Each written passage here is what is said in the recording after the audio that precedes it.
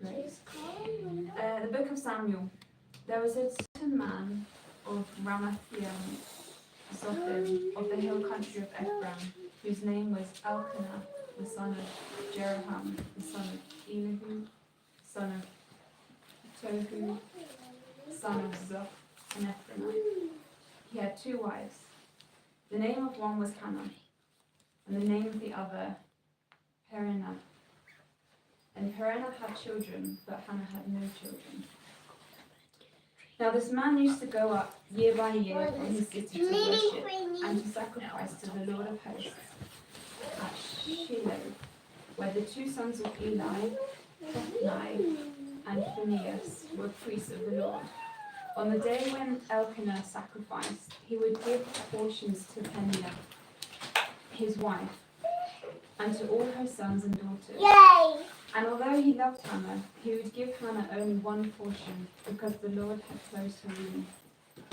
And her rival used to provoke her sorely, to irritate her, because the Lord had closed her womb. So it went on year by year, and often, as she went up to the house of the Lord, she used to provoke her. Therefore Hannah wept and could not eat. And Elkanah, her husband, said to her, Hannah, why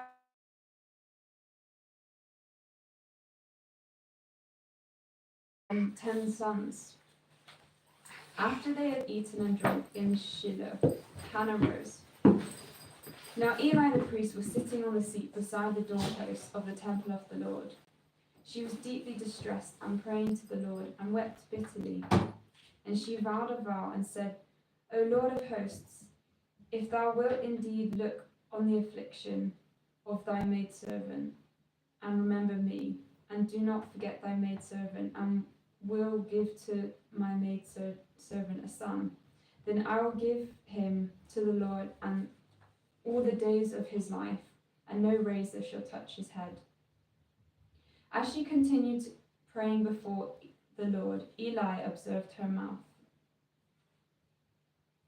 Hannah was speaking in her heart, only her lips moved, and her voice was not heard. Therefore Eli took her to be a drunken woman. And Eli said to her, How long will you be drunken? Put away your wine from you. But Hannah answered, No, my lord, I am a woman sorely troubled. I have drunk neither wine nor strong drink, but I have been pouring out my soul before the Lord. Do not regard your maidservant as a base woman, for all along I have been speaking out of my great anxiety and vexation. Then Eli answered, Go in peace, and the Lord of Israel grant your petition, which you have made to him. And she said, Let your maidservant find favor with your eyes. And the woman went her way and ate, and her countenance was no longer sad. They rose early in the morning and worshipped before the Lord. Then they went back to their house at Ramah. And Elkanah knew Hannah his wife, and the Lord remembered her. And in due time Hannah conceived and bore a son, and she named him Samuel, for she said, I have asked him of the Lord. And the man Elkanah and all his house went up to offer to the Lord the yearly sacrifice, and to pay his vow. But Hannah did not go up, for she said to her husband, As soon as the child is weaned, I will bring him, that he may appear in the presence of the Lord and abide there forever. Elkanah, her husband, said to her, Do what seems best to you. Wait until you have weaned him. Only may the Lord establish his word. So the woman remained and nursed her son until she weaned him. And when she had weaned him, she took him up with her, along with a 3-year-old bull, an ephah of flour, and a skin of wine. And she brought him to the house of the Lord at Shiloh. And the child was young. Then they slew the bull, and they brought the child to Eli. And she said, O my lord, as you live, my lord, I am a woman who was standing here in your presence, praying to the Lord. For this child I prayed, and the Lord has granted me my petition, which I made to him. Therefore I have lent him to the Lord. As long as he lives, he is lent to the Lord. And Hannah prayed and said, My heart exults in the Lord. My horn is exalted in the Lord. My mouth derides my enemies, because I rejoice in your salvation. There is none holy like the Lord, and there is none beside you. There is no rock like our God. Talk no more so proudly, let not ignorance come from your mouth. For the Lord is a God of knowledge, and by him actions are weighed. The bows of the mighty are broken, and the feeble bind on strength. Those who are full have hired themselves out for bread, and those who are hungry have ceased to hunger. The barren has borne 7, but he who has many children is forlorn. The Lord kills and brings to life. He brings down to Sheol and rises up. The Lord makes poor and makes rich. He brings low and he exalts. He raises up from the poor and the dust. He lifts the needy from the ash heap and makes them sit with princes and inherit a seat of honor. For the pillars of earth are the Lord's, and on him he has set the world. He will guard the feet of his faithful ones, but the wicked shall be cut off in darkness. For not by might shall a man prevail. The adversaries of the Lord shall be broken to pieces. Against them he will thunder in heaven. The Lord will judge the ends of the earth. He will give strength to his king and exalt the horn of his anointed. Then Elkanah went home to Ramah, and the boy was ministering to the Lord in the presence of Eli the priest. Now the sons of Eli were worthless men. They did not know the Lord. The customs of the priests with the people was that when any man offered sacrifice, the priest's servants would come, while the meat was boiling, with a 3-pronged fork in his hand, and he would thrust it into the pan or kettle or cauldron or pot. All that the fork brought up, the priest would take for himself. This is what they did at Shiloh to all the Israelites who came there. Moreover, before the fat was burned, the priest's servants would come and say to the man who was sacrificing, Give meat for the priest to roast, for he will not accept boiled meat from you, but only raw.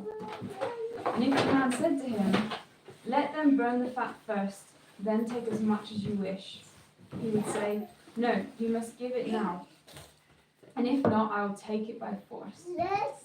Thus the sin of the young men was very great in the sight of the Lord, for the men treated the offering of the Lord with contempt. Samuel was ministering before the Lord, a boy clothed with linen ephod, and his mother used to make for him a little robe, and take it to him each year when she went up with her husband to offer the yearly sacrifice. Then Eli would bless Elkanah and his wife, and say, May the Lord give you children by this woman for the petition she asked of the Lord. So then they would return to their home. Indeed, the Lord visited Hannah, and she conceived and bore 3 sons and 2 daughters.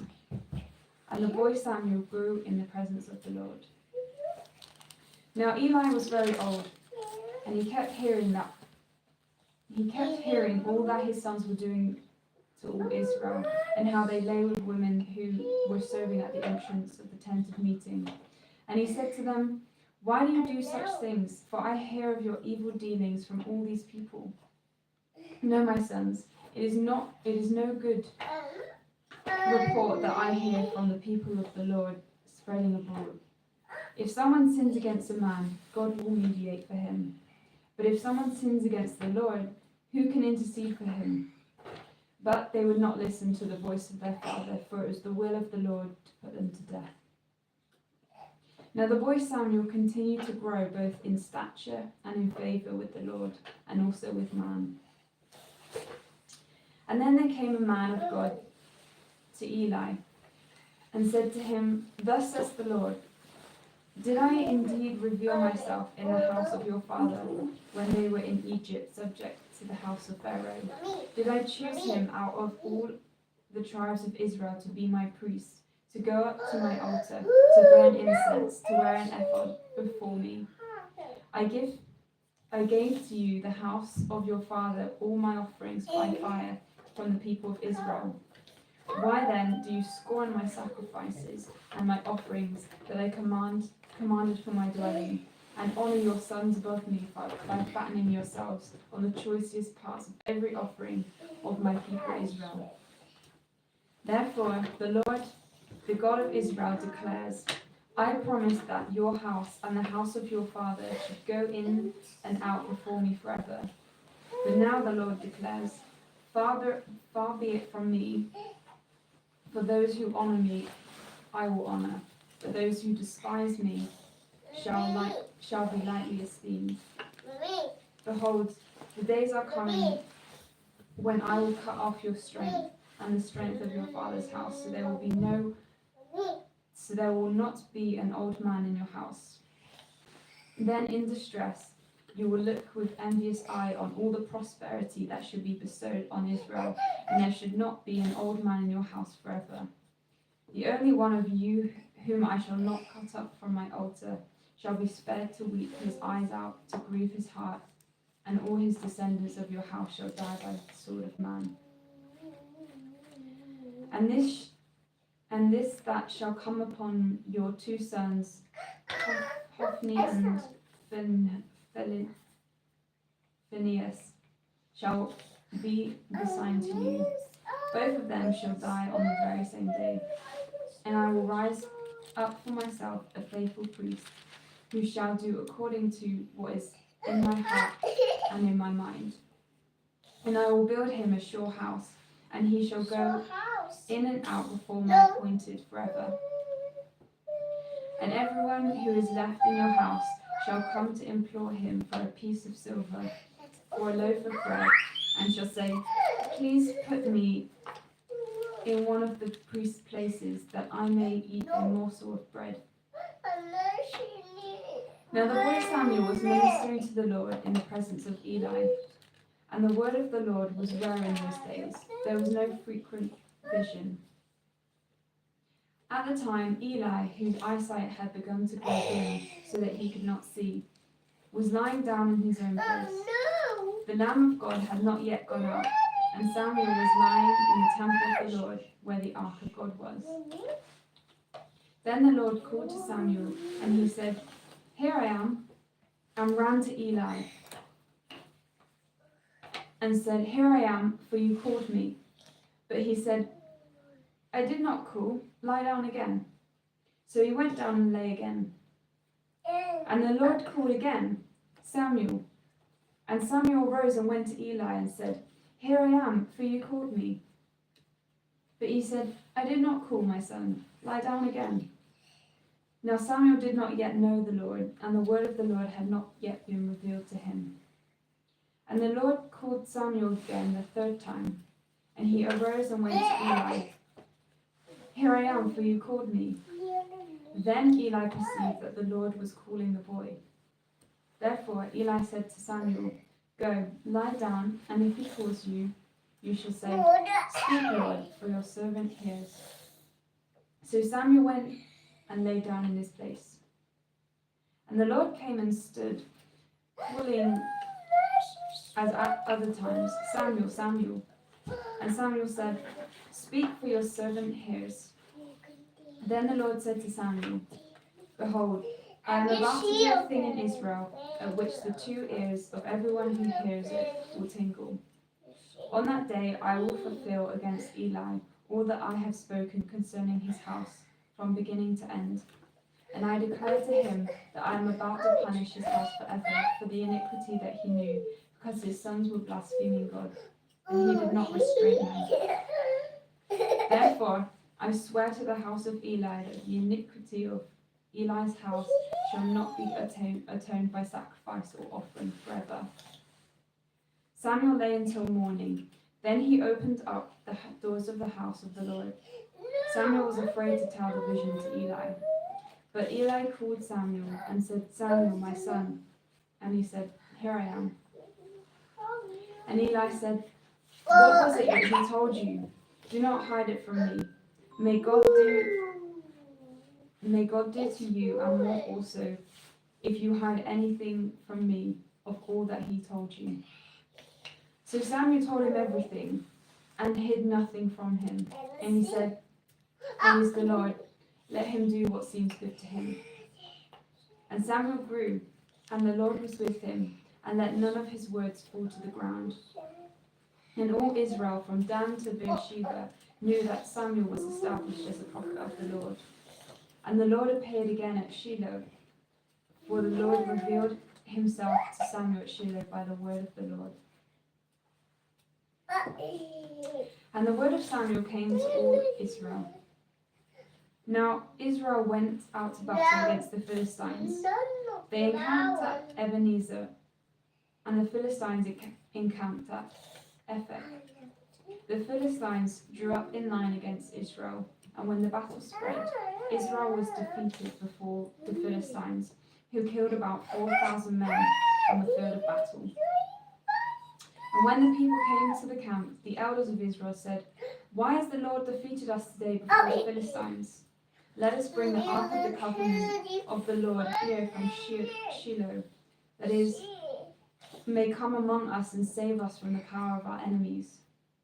So the people sent to Shiloh and brought from there the ark of the covenant of the Lord of hosts, who was enthroned on the cherubim.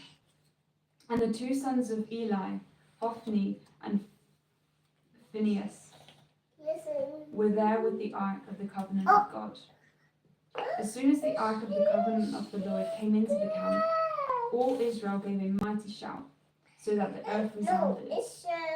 And when the Philistines heard the noise of the shouting, they said, where does this great shouting in the camp of the Hebrews mean? And when they learned that the ark of the Lord had come to the camp, the Philistines were afraid, for they said, a God has come into the camp. And they said, woe to us, for nothing like this has happened before. Woe to us, who can deliver us from the power of these mighty gods? These are the gods who struck the Egyptians with every sort of plague in the wilderness. Take courage and be men, O Philistines, lest you become slaves to the Hebrews, as they have been to you. Be men and fight. So the Philistines fought, and Israel was defeated. And they fled every man to his home. And there was a great slaughter, for 30,000 foot soldiers of Israel fell. And the ark of God was captured, and the two sons Eli, Hophni, and Phinehas died. A man of Benjamin ran for the battle line and came to Shiloh the same day, with his clothes torn and with dirt on his head. When he arrived, Eli was sitting on his seat by the road watching. His heart trembled for the ark of God. And when the man came into the city and told the news, all the city cried out. When Eli heard the sound of the outcry, he said, what is this uproar? Then the man hurried and came and told Eli. Now Eli was 98 years old, and his eyes were set so that he could not see. And the man said to Eli, I am he who has come from the battle. I fled from the battle today. And he said, how did it go, my son? He who brought the news answered and said, Israel has fled before the Philistines, and there has also been a great defeat among the people. Your two sons also, Hophni and Phinehas, are dead, and the ark of the covenant, ark of God, has been captured. As soon as he mentioned the ark of God, Eli fell backwards from his seat by the side of the gate, and his neck was broken, and he died. For the man was old and heavy. He had judged Israel 40 years. Now his daughter-in-law, the wife of Phinehas, was pregnant, about to give birth. And when she heard the news that the ark of God was captured, and that her father-in-law and her husband was dead, she vowed and gave birth, for her pains came upon her. And about the time of her death, the women attending her said to her, do not be afraid, for you have borne a son. But she did not answer or pay attention. And she named the child Ichabod, saying, the glory has departed from Israel. because the ark of God had been captured, and because her father-in-law and her husband, because of her father-in-law and husband. And she said, the glory has departed from Israel, for the ark of God has been captured. When the Philistines took the ark of God, they brought it from Ebenezer to Ashdod. Then the Philistines took the ark of God and brought it into the house of Dagon, and set it up beside Dagon. And when the people of Ashdod rose early the next day, behold, Dagon had fallen face downwards in the ground before the ark of the Lord. So they took Dagon and put him back in his place. But when they rose early the next morning, behold, Dagon had fallen face downward on the ground before the ark of the Lord, and the head of Dagon and both his hands were lying cut off in the threshold. Only the trunk of Dagon was left to him. That is why the priests of Dagon and all who enter the house of Dagon do not tread on the threshold of Dagon in Ashdod to this day. The hand of the Lord was heavy against the people of Ashdod, and he was afraid and afflicted him with tumors, both Ashdod and its territory. And when the man of Ashdod saw how things were, they said, the ark of the God of Israel must not remain with us, for his hand is hard against us and against Dagon our God. So they sent and gathered together all the lords of the Philistines and said, what shall we do with the ark of the God of Israel? They answered, let the ark of the God of Israel be brought around to the Gath. So they brought the ark of the God of Israel there. But after they had brought it around, the hand of the Lord was against the city, causing a very great panic. And he afflicted the men of the city, both young and old, so that tumors broke out on them.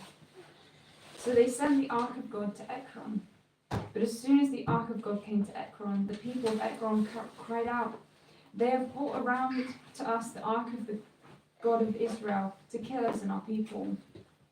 They sent therefore and gathered together all the lords of the Philistines and said, send away the ark of the God of Israel, and let it return to his own place, so that it may not kill us or our people. For there was deathly panic throughout the whole city. The hand of God was very heavy there. The men who did not die were struck with tumors, and the cry of the city went up to heaven. The ark of the Lord was in the country of the Philistines 7 months. And the Philistines called for the priests and the diviners and said, what shall we do with the ark of the Lord? Tell us what we should do. Tell us with what we should send. Tell us with what we shall send it to its place. They said, if you send away the ark of God, if you send away the ark of the gods of Israel, do not send it empty, but by all means return him a guilt offering. Then you will be healed, and it will be known to you why his hand does not turn away from you. And they said, what is the guilt offering that we shall return to him? They answered, 5 golden tumors and 5 golden mice, according to the number of the lords of the Philistines. For the same plague was on all of you and the lords of the land. And give the glory to the God of Israel. Perhaps he will lighten his hand from off you and your gods and your lands. Why should you harden your hearts as the Egyptians and Pharaoh hardened their hearts? After he had dealt severely with them, did they not send the people away and they departed? Now then, take and prepare a new cart and Now then, take and prepare a new cart and 2 milk cows, on which there has never come a yoke, and yoke the cows to the cart, but take their calves home away from them. And take the ark of the Lord and place it on the cart, and put it in a box, at its side the figures of gold, which you are to return as a guilt offering. Then send it off and let it go on its way and watch. If it goes on the way to its own land, to Beth Shemesh, then it is he who has done us this great harm. But if not, then we shall know that this is not his hand that struck us, it happened to us by coincidence. The men did so, and took 2 milk cows, and yoked them to the cart, and shut up their calves at home. And they put the ark of the Lord on the cart, and the box with the golden mice, and the images of their tumors. But the cows went straight in the direction of Beth Shemesh, along one highway, lowing as they went. They turned neither right nor left. And the lords of the Philistines went after them as far as the border of Beth Shemesh.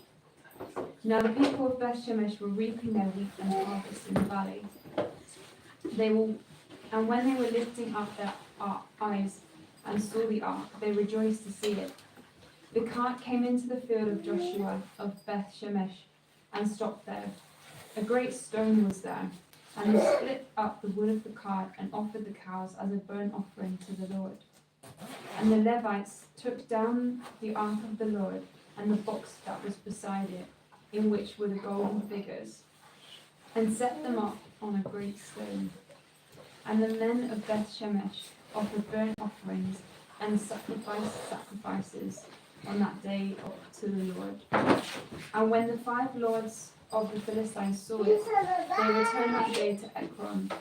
And there are golden tumors that the Philistines returned as guilt offering to the Lord. 1 for Ashdod, 1 for Gaza, 1 for Ashkelon, 1 for Gath, and 1 for Ekron. And the golden mice, according to the number of cities of the Philistines, belonging to the 5 lords, both fortified cities and unwalled villages. The great stone beside which they set down the ark of the Lord is a witness to this day in the field of Joshua of Beth Shemesh. And he struck some of the men in Beth Shemesh because they looked upon the ark of the Lord. He struck 70 men of them. And the people mourned because the Lord had struck the people with a great blow. And the men of Beth Shemesh said, "Who is able to stand before the Lord, this holy God? And to whom shall he go up away from us?" So they sent messages to the inhabitants of Kiriath-Jearim, saying, "The Philistines have returned the ark of the Lord. Come down and take it up to you." And the men of Kiriath-Jearim came and took up the ark of the Lord and brought it to the house of Abinadab on the hill. And they consecrated his son Eliezer to have charge of the ark of the Lord. From the day that the ark was lodged at Kiriath-Jearim, a long time passed, some 20 years, and all of the house of Israel lamented after the Lord. And Samuel said to all the houses of Israel, "If you are returning to the Lord with all your heart, then put away the foreign gods and the Ashtaroth from among you, and direct your hearts to the Lord, and serve him only, and he will deliver you out of the hand of the Philistines." So the people of Israel put away the Baals and the Ashtaroth, and they served the Lord only.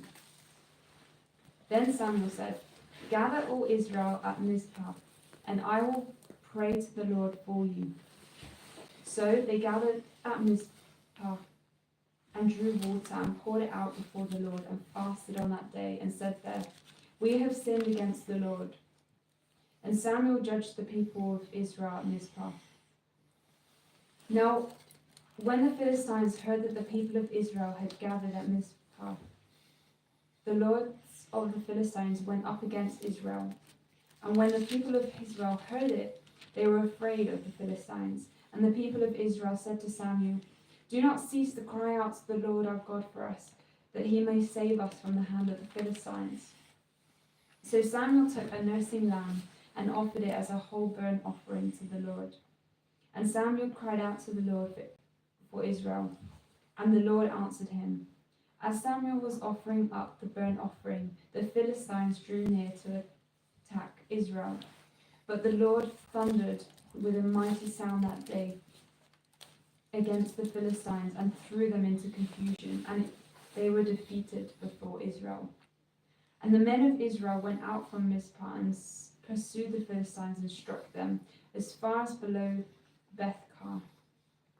Then Samuel took a stone and set it up between Mizpah and Shen, and called its name Ebenezer.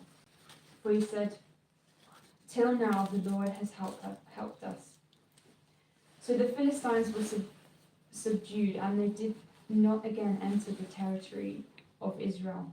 And the hand of the Lord was against the Philistines all the days of Samuel. The cities that the Philistines had taken from Israel were restored to Israel, from Ekron to Gath, and Israel delivered their territory from the hand of the Philistines. There was peace also between Israel and the Amorites. Samuel judged Israel all the days of his life, and he went on a circuit year by year. Year by year to Bethel, Gilgal, and Mizpah. And he judged Israel in all these places. Then he would return to Ramah, for his home was there, and he also judged Israel. And he built there an altar to the Lord. When Samuel became old, he made his sons judges over Israel. The name of his firstborn son was Joel, and the name of his second, Abijah. They were judges in Beersheba. Yet his sons did not walk in his ways, but turned against after gain. They took bribes and perverted justice. Then all the elders of Israel gathered together and came to Samuel at Ramah, and said to him, "Behold, you are old, and your sons do not walk in your ways. Now appoint for us a king to judge us like all the nations." But the thing displeased Samuel when they said, "Give us a king to judge us." And Samuel prayed to the Lord. And the Lord said to Samuel, "Obey the voice of the people in all that they say to you. For they have not rejected you, but they have rejected me from being a king over them. According to all the deeds that they have done, from the day I brought them out of Egypt, even to this day, forsaking me and serving other gods, so they are also doing to you. Now then, obey their voice. Only you shall solemnly warn them, and show them the ways of the king who shall reign over them." So Samuel told all the words of the Lord to the people who were asking for a king from him. He said, These will be the ways of the king who will reign over you. He will take your sons and appoint them to his chariots, and to be his horsemen, and to run before his chariots. And he will appoint for himself commanders of thousands and commanders of 50, and some to plough the ground and to reap his harvest, and to make his implements of war and the equipment of his chariots.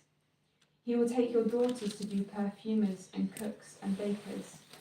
He will take the best of your fields and vineyards and olive orchards and give them to his servants. He will take a tenth of your grain and of your vineyards and give it to his officers and to his servants. He will take your male servants and female servants and the best of your young men and your donkeys and put them to work. He will take a tenth of your flocks, and you shall be his slaves. And in that day you will cry out because of your king, whom you have chosen for yourself, but the Lord will not answer you on that day.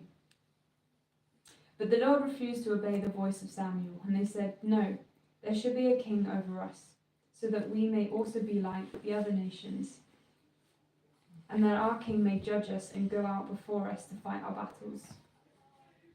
And when Samuel had heard all the words of the people, he repeated them in the ears of the Lord. And the Lord said to Samuel, "Obey their voice and make them king." Samuel then said to the men of Israel, "Go, every man to his city." There was a man of Benjamin whose name was Kish, son of Abiel, son of Zerah, son of Bechorath, son of Ephiah, a Benjamite, a man of wealth. And he had a son whose name was Saul, a handsome young man. There was not a man among the people of Israel more handsome than he, for from his shoulders upward, he was taller than any of the people. Now the donkeys of Kish, Saul's father, were lost. So Kish said to Saul his son, "Take one of the young men with you, arise, go and look for the donkeys." And he passed through the hill country of Ephraim, and passed through the land of Shalisha, but they did not find them. And they passed through the land of Shalim, but they were not there. Then they passed through the land of Benjamin, but didn't find them. When they came to the land of Zeph, Saul said to his servant who was with him, "Come, let us go back, lest my father cease to care about the donkeys and become anxious about us." But he said to him, "Behold, there is a man of God in this city, and he is a man who is held in honor. All that he says comes true. So now let us go there. Perhaps he can tell us the way we should go." Then Saul said to his servant, "But if we go, what can we bring the man? For the bread in our sacks is gone, and there is no present to bring the man of God. What do we have?" The servant answered Saul again, "Here, I have with me a quarter of a shekel of silver, and I will give it to the man of God to tell us our way." Formerly in Israel, when a man went to inquire of God, he said, "Come, let us go to the seer," for today's prophet was formerly called a seer. And Saul said to his servant, "Well said, come, let us go." So they went to the city where the man of God was. As they went up to the hill of the city, they met young women coming out to draw water, and said to them, "Is the seer here?" They answered, "He is. Behold, he is just ahead of you. Hurry. He has come just now to the city, because the people have a sacrifice today on the high place. As soon as you enter the city, you will find him, before he goes up to the high place to eat. For the people will not eat till he comes, since he must bless the sacrifice. Afterward, those who are invited will eat.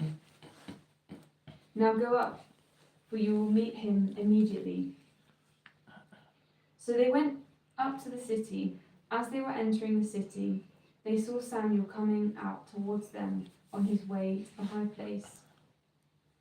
Now the day before Saul came, the Lord had revealed to Samuel, "Tomorrow, about this time, I will send you a man from the land of Benjamin, and you shall appoint him to be prince over my people Israel. He shall save my people from the hand of the Philistines, for I have seen my people, because their cry has come to me." When Samuel saw Saul, the Lord told him, "Here is the man of whom I spoke to you. He it is who shall restrain my people." Then Saul approached Samuel in the gate and said, "Tell me, where is the house of the seer?" Samuel answered Saul, "I am the seer. Go up before me to the high place, for today you shall eat with me, and in the morning I will let you go and will tell you all that is on your mind. As for your donkeys that were lost 3 days ago, do not set your mind on them, for they have been found. And for whom is all that is desirable in Israel? Is it not for you and for all your father's house?" Saul answered, "Am I not a Benjamite from the least of the tribes of Israel? And is not my clan the humblest of all clans of the tribe of Benjamin? Why then have you spoken to me in this way?" Then Israel took Saul and his young men and brought them into the hall and gave them a place at the head of who had been invited, who were about 30 persons. And Samuel said to the cook, "Bring the portion I gave you, of which I said to you, put it aside." So the cook took up the leg and what was on it, and set them before Saul. And Samuel said, See what was kept is set before you. Eat, because it was kept for you until the hour appointed that you may eat with the guests. So Saul ate with Samuel that day. And when they came down from the high place into the city, a bed was spread for Saul on the roof, and he lay down to sleep. Then at the break of dawn, Samuel called Saul up on the roof. "Up, that I may send you on your way." So Saul arose, and both he and Samuel went out into the street. As they were going down to the outskirts of the city, Samuel said to Saul, "Tell the servant to pass on before us. And when he has passed on, stop here yourself for a while, that I may make known to you the word of God." Then Samuel took a flask of oil and poured it on his head and kissed him and said, "Has not the Lord anointed you to be prince over his people Israel? And you shall reign over the people of the Lord, and you will save them from the hand of their surrounding enemies. And this shall be a sign to you that the Lord has appointed you to be priest over his heritage. When you depart from me today, you will meet 2 men by Rachel's tomb in the territory of Benjamin at Zelzah, and they will say to you, 'The donkeys that you went to seek are found, and now your father is ceased to care about the donkeys and is anxious about you, saying, What shall I do about my son?' Then you shall go on from there further and come to the oak of Tabor. 3 men going up to God at Bethel will meet you there, one carrying 3 young goats, another carrying 3 loaves of bread, and another carrying a skin of wine. And they will greet you and give you 2 loaves of bread, which you shall accept from their hand. After that you shall come to Gibeath Elohim, where there is a garrison of the Philistines. And there, as soon as you come to the city, you will meet a group of prophets coming down from the high place with harp, tambourine, flute, lyre before them, prophesying. Then the Spirit of the Lord will rush upon you, and you will prophesy with them and be turned into another man. Now when these signs meet you, do what your hand finds to do, for God is with you. Then go down before me to Gilgal, and behold, I am coming down to you to offer burnt offerings and to sacrifice peace offerings. 7 days you shall wait until I come to you and show you what you should do." When he turned his back to leave Samuel, God gave him another heart. And all these signs came to pass that day. When they came to Gibeah, behold, a group of prophets met him, and the Spirit of God rushed upon him, and he prophesied among them. And when all who knew him previously saw how he had prophesied with prophets, and the people said to one another, "What has come over the son of Kish? Is Saul also among the prophets?" And the man of the place answered, "And who is their father?" Therefore it became a proverb, "Is Saul also among the prophets?" When he had finished prophesying, he came to the high place. Saul's uncle said to him and his servant, Where did you go? And he said, "To seek the donkeys. And when we saw they were not to be found, we went to Samuel." And Saul's uncle said, "Please tell me what Samuel said to you." And Saul said to his uncle, "He told us plainly that the donkeys had been found. But about the matter of the kingdom of which Samuel had spoken, he did not tell him anything." Now Samuel called the people together to the Lord at Mizpah. And he said to the people of Israel, "Thus says the Lord, the God of Israel. I brought up Israel out of Egypt. I delivered you from the hand of the Egyptians and from the hand of the kingdoms that were oppressing you. But today you have rejected your God, who saves you from all your calamities and your distresses. And you have said to him, set a king over us. Now therefore present yourselves before the Lord by your tribes and by your thousands. Then Samuel brought all the tribes of Israel near, and the tribe of Benjamin was taken by lot. He brought the tribe of Benjamin near by its clans, and the clan of the Matarites was taken by lot. And Saul the son of Kish was taken by lot. And when they sought him, he could not be found. So they inquired again of the Lord, is there a man still to come? And the Lord said, behold, he has hidden himself among the baggage. Then they ran and took him from there. And when he stood among the people, he was taller than any of the people from his shoulder upwards. And Samuel said to all the people, do you see him who the Lord has chosen? There is none like him among the people. And the people shouted, long live the king. Then Samuel told the people about the rights and duties of kingship, and he wrote them in a book and laid it up before the Lord. Then Samuel sent all the people away, each one to his home. Saul also went to his home at Gibeah, and with him went men of valor whose hearts God had touched. But some worthless fellows said, how can this man save us? And they despised him and brought him no present. But he held his peace. Then Nashad the Amorites went up and besieged Jabesh Gilead, and all the men of Jabesh, and said to Nahash, make a treaty with us, and we will serve you.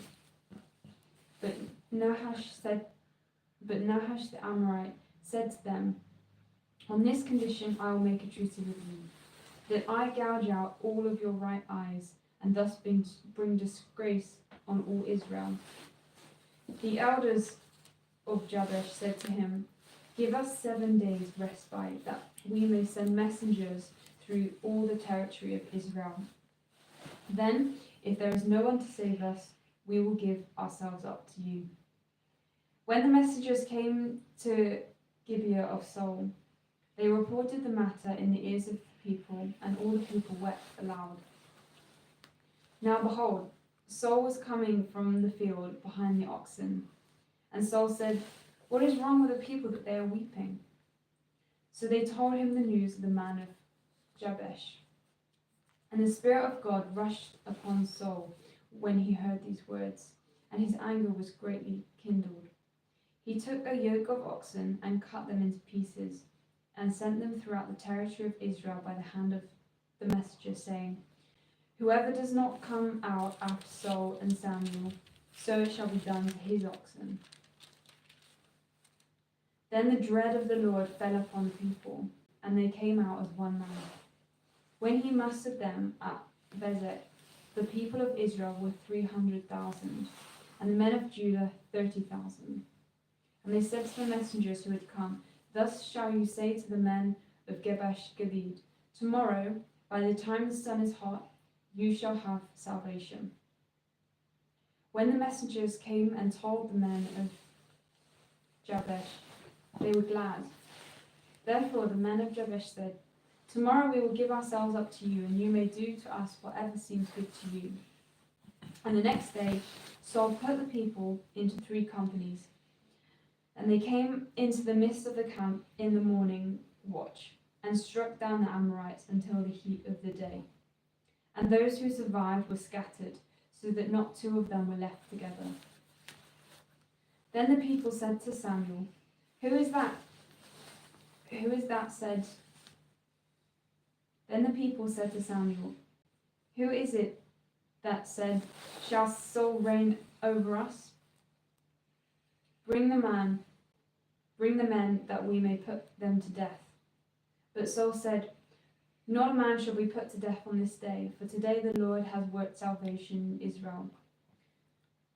Then Samuel said to the people, "Come, let us go to Gilgal, and there renew the kingdom." So all the people went to Gilgal, and there they made Saul king before the Lord in Gilgal. There they sacrificed peace offerings before the Lord, and there Saul and all the men of Israel rejoiced greatly. If I can pause there for a second. Please. You're done, are you, to swap over? Yeah. Wonderful. Yeah. It's all right, I've got your lift arranged. He's coming in the next few minutes, so if you want, I've already arranged that, so we'll swap over, if that's good for you. Yeah, that's Because I was worried about holding you over. No. And we're just 50 odd minutes, so it was close. Wonderful. 1 Samuel 12, and we're back on tomorrow. Sure. Wonderful. Thank you.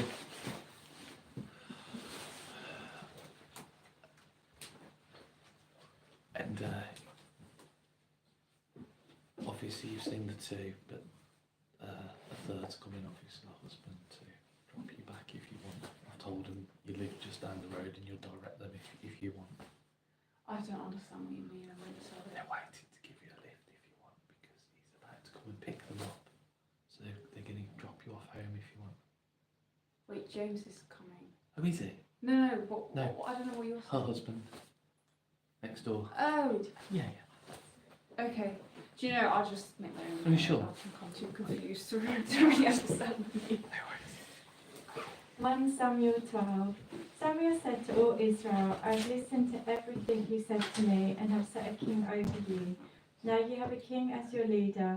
As for me, I am old and grey, and my sons are here with you. I've been your leader from my youth until this day. Here I stand. Testify against me in the presence of the Lord and his anointed. Whose ox have I taken? Whose donkey have I taken? Whom have I cheated? Whom have I oppressed? From whose hand have I accepted a bribe to make me shut my eyes? If I have done any of these, I will make it. You have not cheated or oppressed us, they replied. You have not taken anything from anyone's hand. Samuel said to them, The Lord is witness against you, and also his anointed is witness this day, that you have not found anything in my hand. He is witness, they said. Then Samuel said to the people, It is the Lord who appointed Moses and Aaron and brought your forefathers up out of Egypt. Now then, stand here, because I'm going to comfort you with evidence from the Lord as to all the righteous acts performed by the Lord for you and your fathers. After Jacob entered Egypt, they cried to the Lord for help, and the Lord sent Moses and Aaron, who brought your forefathers out of Egypt and settled them in this place. But they forgot the Lord their God, so sold them into the hands of Sisera, the commander of the army of Hazor, and into the hands of the Philistines and the king of Moab, who fought against them. They cried out to the Lord and said, We have sinned, we have forsaken the Lord, and served the Baals and the Ashtoreths. And now deliver us from the hands of our enemies, and we will serve you. Then the Lord sent Jerubbaal, Barak, Jephthah, and Samuel, and he delivered you from the hands of your enemies on every side, so that you lived securely. So when you saw that Nahash, king of the Ammonites, was moving against you, you said to me, No, we want a king to rule over us, even though the Lord your God was your king. Now here is the king you have chosen, the one you asked for. See, the Lord has set a king over you. If you fear the Lord and serve and obey him, and do not rebel against his commands, and if both you and the king who reigns over you follow the Lord your God, good. But if you do not obey the Lord, and if you rebel against his commands, his hand will be against you, as it was against your fathers. Now then, stand still and see this great thing the Lord is about to do before your eyes. Is it not wheat harvest now? I will call upon the Lord to send thunder and rain, and you will realize what an evil thing you did in the eyes of the Lord when you asked for a king. Then Samuel called upon the Lord, and that same day the Lord sent thunder and rain. So all the people stood in awe of the Lord and of Samuel. The people said to Samuel, Pray to the Lord your God for your servants, so that we will not die, for we have added to all our other sins the evil of asking for a king. Do not be afraid, Samuel replied. You have done all this evil, yet do not turn away from the Lord, but serve the Lord with all your heart. Do not turn away from useless idols, They can do you no good, nor can they rescue you, because they are useless. For the sake of his great name, the Lord will not reject his people, because the Lord was pleased to make you his own. As for me, far be it from me that I should sin against the Lord by failing to pray for you, and I will teach you the way that is good and right. But be sure to fear the Lord and serve him faithfully with all your heart. Consider what great things he has done for you. Yet if you persist in doing evil, both you and your king will be swept away. Saul was 30 years old when he became king, and he reigned over Israel for 42 years. Saul chose 3,000 men from Israel. 2,000 were with him at Michmash and in the hill country of Bethel. 1,000 were with Jonathan at Gibeah and Benjamin. The rest of the men he sent back to their homes. Jonathan attacked the Philistine outpost at Gibeah, and the Philistines about it. Then Saul had the trumpet blown throughout the land and said, "Let the Hebrews hear." So all Israel heard the news. Saul has attacked the Philistine outpost, and now Israel has become an offence to the Philistines. And the people were summoned to join Saul at Gilgal. The Philistines assembled to fight Israel with 3,000 chariots, 6,000 charioteers, and soldiers as numerous as the sand on the seashore. They went up and camped at Michmash, east of Beth-aven. When the men of Israel saw that their situation was critical and that their army was hard pressed, they hid in caves and thickets, among the rocks and in pits and cisterns. Some Hebrews even crossed the Jordan to the land of Gad and Gilead. Saul remained at Gilgal, and all the troops with him were quaking with fear. He waited for 7 days, the time set by Samuel, but Samuel did not come to Gilgal, and Saul's men began to scatter. So he said, "Bring to me the burnt offering and the fellowship offerings." And Saul offered up the burnt offering. Just as he finished making the offering, Samuel arrived, and Saul went out to greet him. "What have you done?" asked Samuel. Saul replied, "When I saw that the men were scattering, and that you did not come at the set time, and that the Philistines were assembling at Michmash, I thought, now the Philistines will come down against me at Gilgal, and I have not sought the Lord's favour. So I felt compelled to offer the burnt offering." "You acted foolishly," Samuel said. "You have not kept the command the Lord your God gave you. If you had, he would have established your kingdom over Israel for all time. But now your kingdom will not endure. The Lord has sought out a man after his own heart and appointed him leader of the people, because you have not kept the Lord's command." Then Samuel left Gilgal and went up to Gibeah and Benjamin, and Saul counted the men who were with him. They numbered about 600. Saul and his son Jonathan and the men with them were staying in Gibeah of Benjamin, while the Philistines camped at Michmash. Raiding parties went out from the Philistine camp in 3 detachments.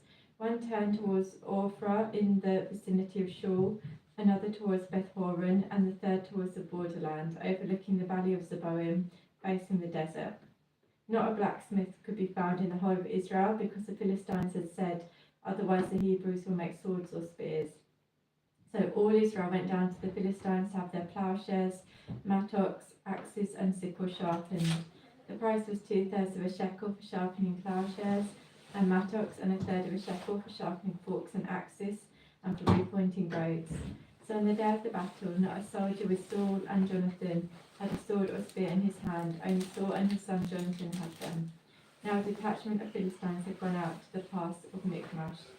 One day Jonathan, son of Saul, said to the young man bearing his armour, "Come, let's go over to the Philistine outpost on the other side." But he did not tell his father. Saul was staying on the outskirts of Gibeah under a pomegranate tree in Migron. With him were about 600 men, among whom was Ahijah, who was wearing an ephod. He was son of Ichabod's brother Ahitub, son of Phinehas, the son of Eli, the Lord's priest in Shiloh. No one was aware that Jonathan had left. On each side of the pass that Jonathan intended to cross to reach the Philistine outpost was a cliff. One was called Bozez and the other Senah. One cliff stood to the north towards Michmash, the other to the south towards Gibeah. Jonathan said to his young armour-bearer, "Come, let us go to the outpost of those uncircumcised fellows. Perhaps the Lord will act on our behalf. Nothing can hinder the Lord from saving, whether by many or by few." "Do all that you have in mind," his armour-bearer said. "Go ahead, I am with you, heart and soul." Jonathan said, "Come then, we will cross over towards the men and let them see us.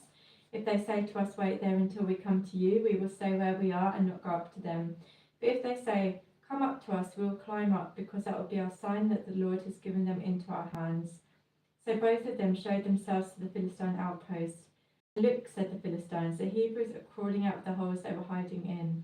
The men of the outpost shouted to Jonathan and his armor-bearer, Come up to us, and we'll teach you a lesson. So Jonathan said to his armor-bearer, Climb up after me, the Lord has given them into the hand of Israel. Jonathan climbed up, using his hands and feet, with his armor-bearer right behind him. The Philistines fell before Jonathan, and his armor-bearer followed and killed behind him. In that first attack, Jonathan and his armor-bearer killed some 20 men in an area of about half an acre.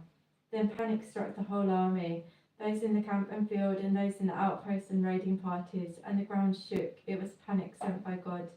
Saul's lookouts at Gibeah of Benjamin saw the army melting away in all directions. Then Saul said to the men who were with him, Muster the forces and see who has left us. When they did, it was Jonathan and his armor-bearer who were not there. Saul said to Ahijah, Bring the ark of God. At that time it was with the Israelites. While Saul was talking to the priests, the tumult of the Philistine camp increased more and more. So Saul said to the priests, Withdraw your hand.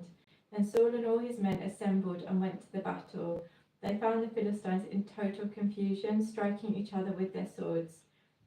Those Hebrews who had previously been with the Philistines and had gone up with them to their camp went over to the Israelites who were with Saul and Jonathan.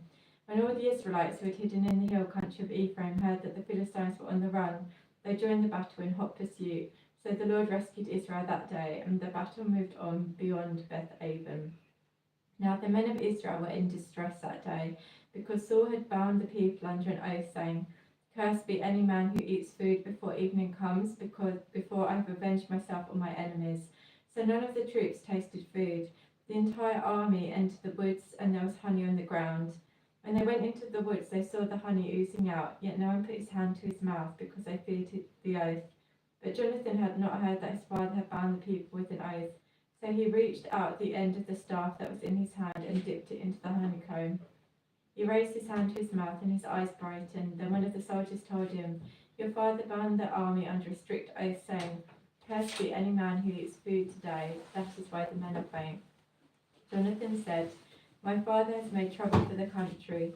See how my eyes brightened when I tasted a little of this honey.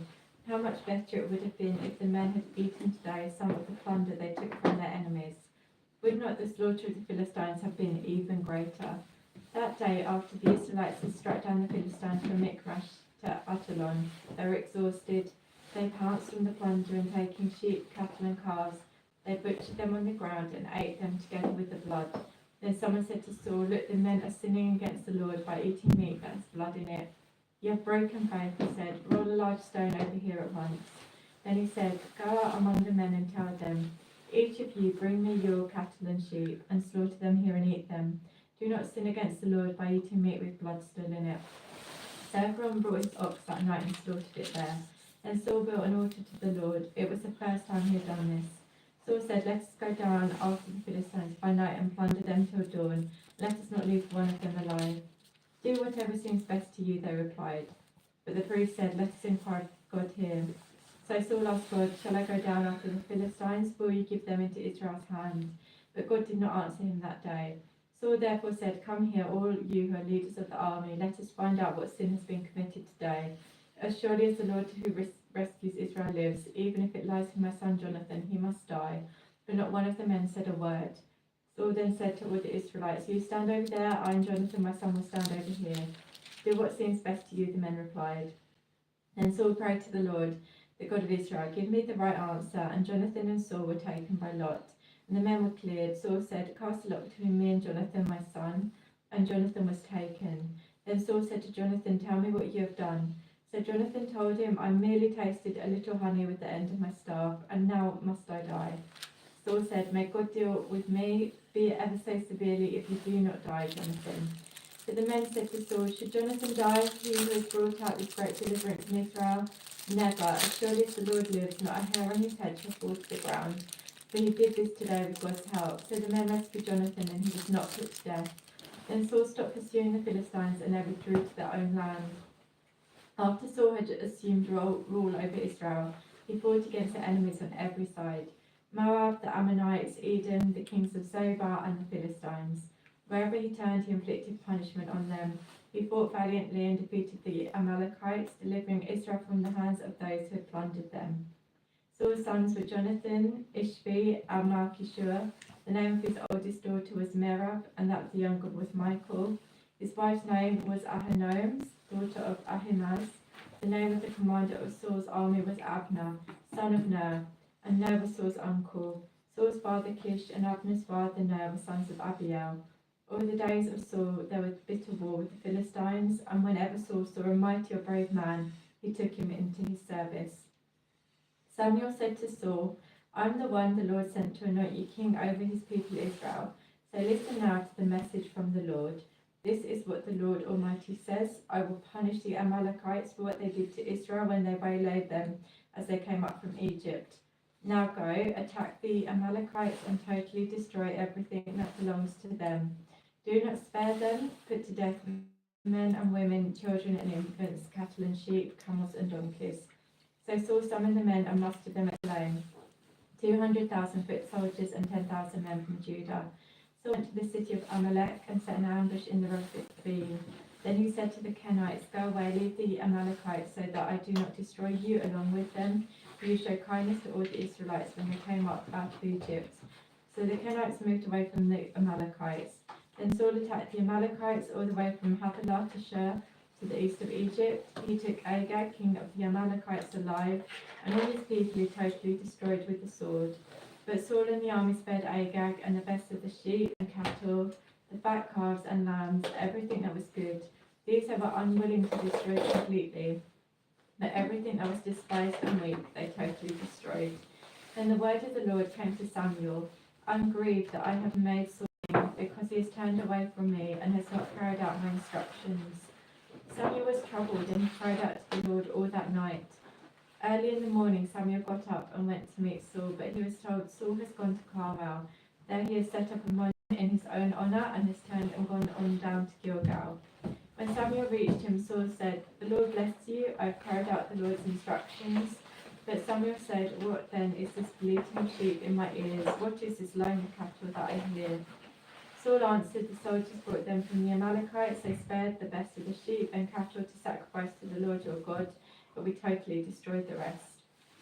Stop, Samuel said to Saul, Let me tell you what the Lord said to me last night. Tell me, Saul replied. Samuel said, Although you were once small in your own eyes, did you not become the head of the tribes of Israel? The Lord anointed you king over Israel, and he sent you on a mission, saying, Go and completely destroy those wicked people, the Amalekites, make war on them until you've wiped them out. Why did you not obey the Lord? Why did you pounce on the plunder and do evil in the eyes of the Lord? But I did obey the Lord, Saul said. I went on the mission the Lord assigned me. I completely destroyed the Amalekites and brought back Agag their king. The soldiers took sheep and cattle from the plunder, the best of what was devoted to God, in order to sacrifice them to the Lord your God at Gilgal. But Samuel replied, Does the Lord delight in burnt offerings and sacrifices as much as in obeying the voice of the Lord? To obey is better than sacrifice, and to heed is better than the fat of rams. For rebellion is like the sin of divination, and arrogance like the evil of idolatry.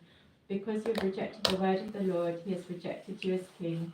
Then Saul said to Samuel, I have sinned, I have violated the Lord's command and your instructions. I was afraid of the people, and so I gave in to them. Now I beg you, forgive my sin and come back with me, so that I may worship the Lord. So Samuel said to him, I will not go back with you. You have rejected the word of the Lord, and the Lord has rejected you as king over Israel. As Samuel turned to leave, Saul caught hold of the hem of his robe, and it tore. Samuel said to him, The Lord has torn the kingdom of Israel from you today, and has given it to one of your neighbours, to one better than you. He who is the glory of Israel does not lie or change his mind, for he is not a man that he should change his mind. Saul replied, I have sinned, but please honour me before the elders of my people and before Israel. Come back with me, so that I may worship the Lord your God. So Samuel went back with Saul, and Saul worshipped the Lord. Then Samuel said, Bring me Agag, king of the Amalekites. Agag came to him confidently, thinking, Surely the bitterness of death is past. But Samuel said, As your sword has made women childless, so will your mother be childless among women. And Samuel put Agag to death before the Lord at Gilgal. Then Samuel left for Ramah, but Saul went up to his home in Gibeah of Saul.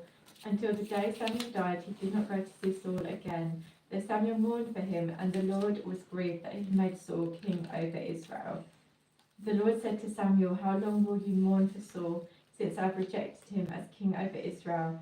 Fill your horn with oil and be on your way. I am sending you to Jesse of Bethlehem. I have chosen one of his sons to be king." But Samuel said, "How can I go? Saul will hear about it and kill me." The Lord said, "Take a heifer with you and say, 'I've come to sacrifice to the Lord.' Invite Jesse to the sacrifice, and I will show you what to do. You are to anoint for me the one that I indicate." Samuel did what the Lord said. When he arrived at Bethlehem, the elders of the town trembled when they met him. They asked, "Do you come in peace?" Samuel replied, "Yes, in peace. I have come to sacrifice to the Lord. Consecrate yourselves and come to sacrifice with me." Then he consecrated Jesse and his sons and invited them to the sacrifice. When they arrived, Samuel saw Eliab and thought, "Surely the Lord's anointed stands before the Lord." But the Lord said to Samuel, "Do not consider his appearance or his height, for I have rejected him. The Lord does not look at the things man looks at. Man looks at the outward appearance, but the Lord looks at the heart." Then Jesse called Abinadab and made him pass in front of Samuel. But Samuel said, "The Lord has not chosen this one either." Jesse then made Shammah pass before him, but Samuel said, "Nor has the Lord chosen this one." Jesse made 7 of his sons pass before Samuel, but Samuel said to him, "The Lord has not chosen these." So he asked Jesse, "Are these all the sons you have?" "There is still the youngest," Jesse answered, "but he is tending his sheep." Samuel said, "Send for him. We will not sit down until he arrives." So he sent and had him brought in. He was ruddy, with a fine appearance and handsome features. Then the Lord said, "Rise and anoint him. He is the one." So Samuel took the horn of oil and anointed him in the presence of his brothers. And from that day on, the Spirit of the Lord came upon David in power. Samuel then went to Ramah. Now the Spirit of the Lord had departed from Saul, and an evil spirit from the Lord tormented him. Saul's attendants said to him, "See, an evil spirit from God is tormenting you. Let our Lord command his servants here to search for someone who can play the harp. He will play when the evil spirit of God comes upon you, and you will feel better." So Saul said to his attendants, "Find someone who plays well and bring him to me." One of the servants answered, "I have seen a son of Jesse of Bethlehem who knows how to play the harp. He is a brave man and a warrior. He speaks well and is a fine-looking man, and the Lord is with him." Then Saul sent messengers to Jesse and said, "Send me your son David, who is with the sheep." So Jesse took a donkey loaded with bread, a skin of wine, and a young goat, and sent them with his son David to Saul. David came to Saul and entered his service. Saul liked him very much, and David became one of his armor-bearers. Then Saul sent word to Jesse, saying, "Allow David to remain in my service, for I am pleased with him." Whenever the Spirit from God came upon Saul, David would take his harp and play. Then relief would come to Saul, he would feel better, and the evil spirit would leave him. Pause.